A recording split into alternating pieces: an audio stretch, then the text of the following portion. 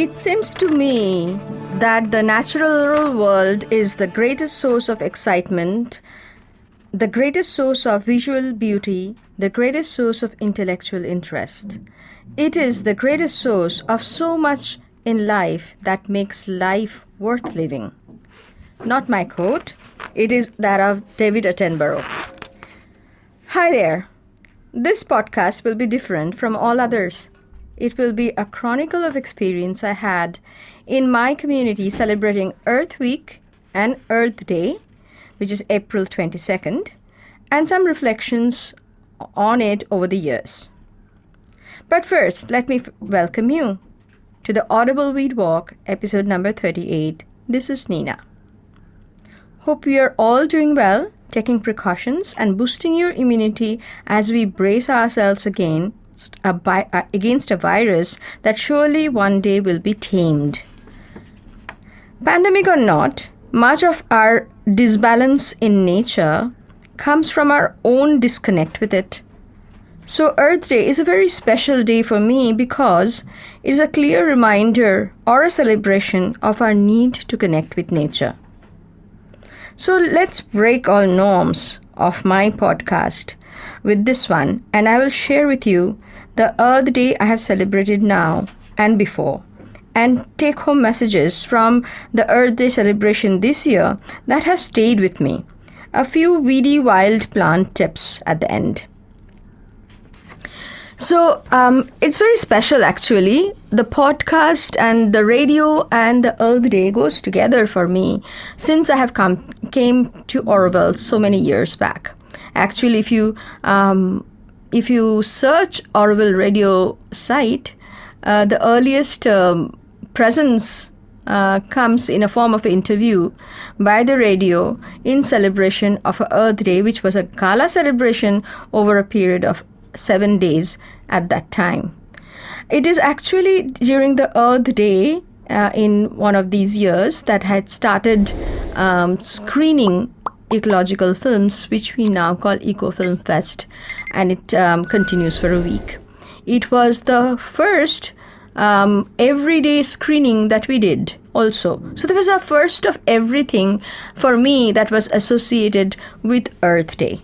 So it remains to be a very special day for me. So I wanted to do something, plan something special despite whatever is happening around. So this is what I did. I had sent out an invitation to a few friends who they are interested, but they haven't been able to come to the Weed Walk during the season that I was doing, for 2 months every Saturday. So I sent them the invitation, then decided that my first thing in the morning will be with the weeds. What a wonderful way to start. And there we go. This particular weed walk was a little different because all I wanted was actually people who had been perhaps introduced to the weeds, for them to reconnect, to get their connection a little deeper. And we had people from all ages and groups, and they were excited. They were collecting. Even at this late in the season, we could find ground cherries to munch on. We had mantakali fruits to pop in our mouth as we actually walked around. And usually the weed walk is about only an hour. But this one, we actually finished it by 1.5 hours. Then we were chit-chatting in the parking lot, and it took till about 7:30 to 10. And yet, even though it took for so long, it was such a rejuvenating experience. But in the evenings, for all days, starting from the 16th, we had the Ecological Films. Starting with The Secret Lives of Frogs by Ajay and Vijay Berry.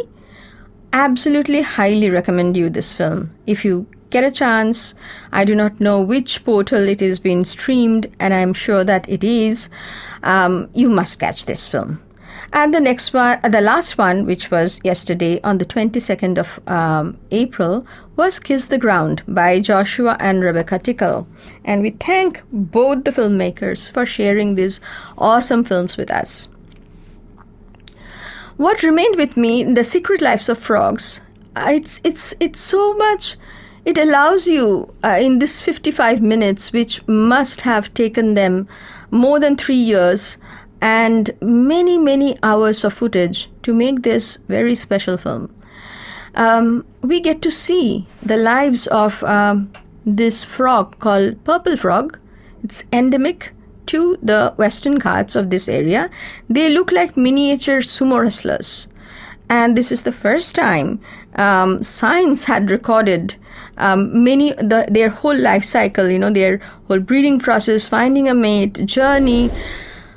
You feel that, you're in some kind of a secret mission together without, of course, getting your feet dirty.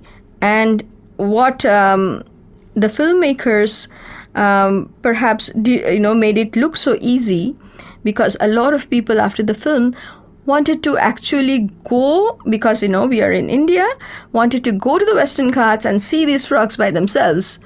What perhaps in these films doesn't get highlighted enough is that it's a not easy terrain. The number of mosquito bites and other scratches and cuts that you would get along the way, it is not something that everybody can do, and everybody shouldn't do, because if it becomes a ecotourism spot for this sumo, for this purple frogs, I'm calling them sumo frogs itself, it will not be it will actually cause a lot of damage for the species we want to watch and would like them to survive. One of the things that the filmmakers very briefly mentioned, that in the film they highlighted that a tribal community at some point collects tadpoles of this particular frog, and many I'm not very sure of this particular frog or another species, but they collect about 300 tadpoles. They cook for a family of 3 or 4. So imagine if more people, eat, get a taste of those tadpoles, there not much hope for that species to survive.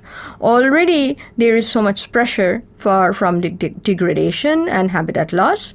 So the filmmaker made a comment that perhaps they can be, these tribal people, they can be won over eventually, but even right now, whatever they take, because it is a small number of people, and even though the 300 sounds a large number, in terms of the greater population, it's not much.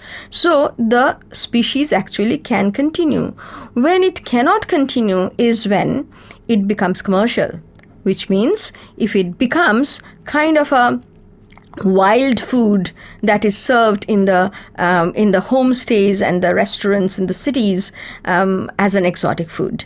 So that is what we as consumers who are not in the not indigenous, not living in an indigenous community, not in the wilderness ourselves, need to have a check and balance for ourselves. And I noted that. The other film that actually, other thing that actually really influenced me during the Earthday this week is it was a part of a movie which we had screened, and in this part they were talking about grid connected solar. Now, living in a community and living myself for more than 10 years completely off grid, it is not anything new to me. Grid connected, to be entirely off grid. There have been a lot of debate about grid connected solar because it is not that popular in developing countries, because the grid itself is not that reliable, and it doesn't. One of the advantages of grid connected solar is that you can have a battery, you can get rid of your battery bank, which is actually the most polluting part of this whole process.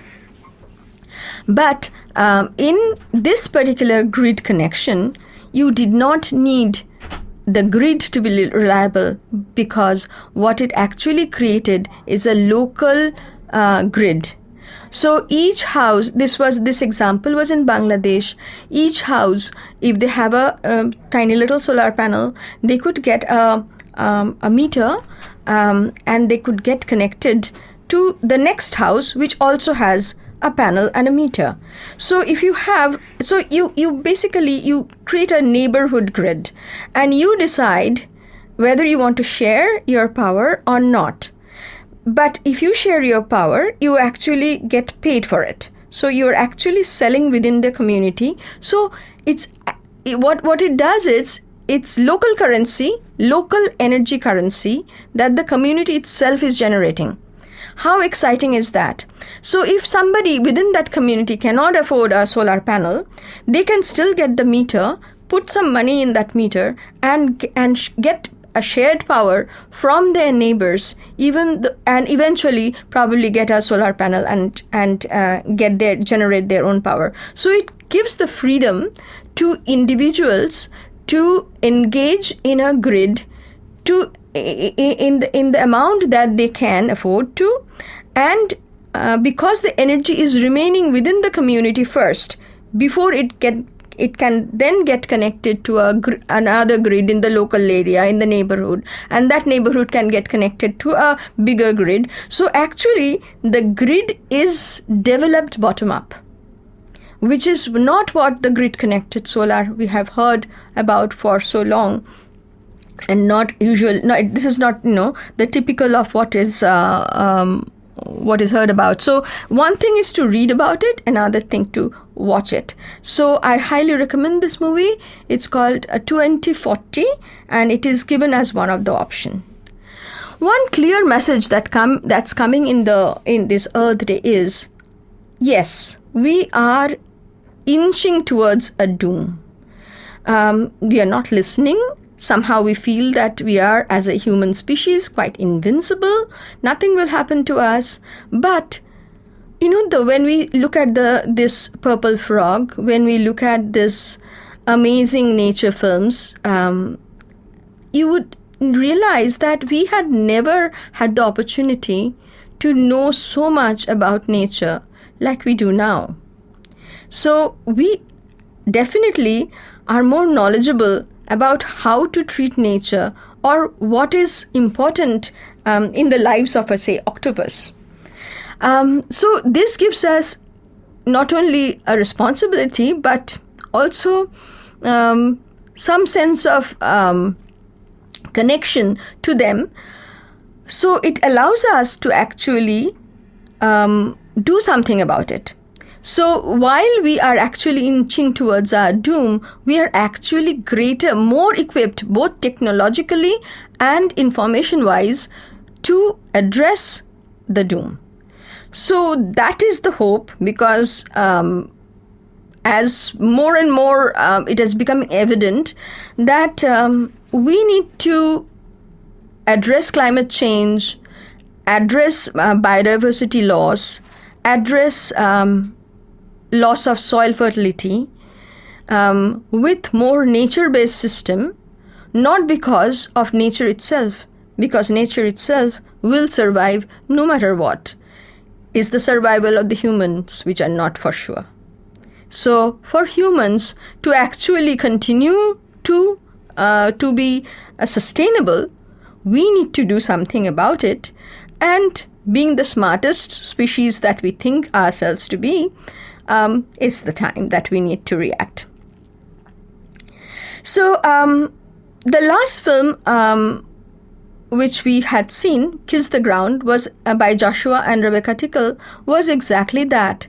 It highlighted how soil itself, if we can regenerate the soil, which we have degraded so huge part of our planet that there is a lot of regeneration work to be done.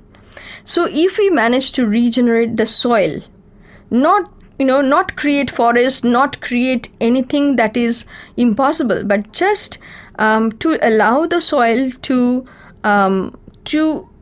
act as a soil, like have the soil microbes operate, let the natural vegetation, weedy wild vegetation, yes, it's coming, right, to come and do its work, then we already can address climate change in a huge way that we haven't thought about it before.